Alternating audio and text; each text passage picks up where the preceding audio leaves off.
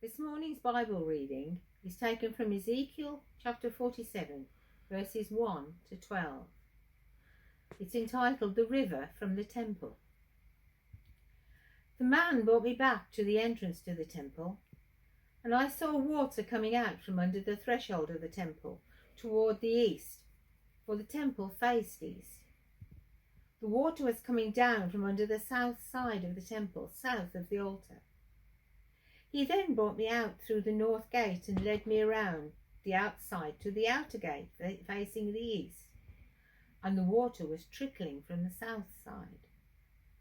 As the man went eastward with a measuring line in his hand, he measured off 1,000 cubits, and then led me through the water that was ankle deep.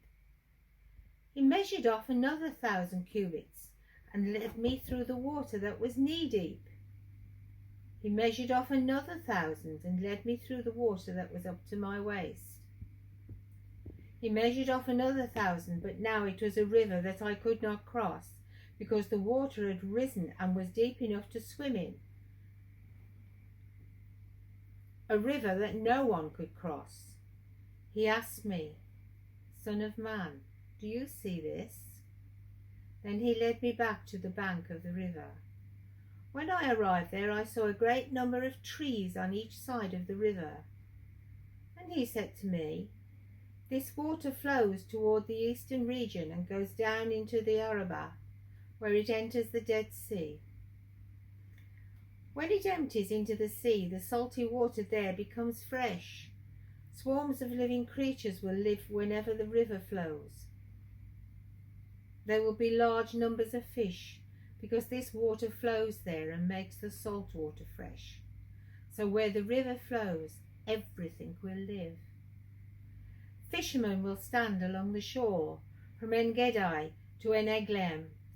There will be places for spreading nets. The fish will be of many kinds, like the fish of the Mediterranean Sea.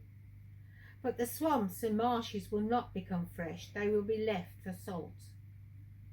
Fruit trees of all kinds will grow on both banks of the river. Their leaves will not wither, nor will their fruit fail. Every month they will bear fruit, because the water from the sanctuary flows into them.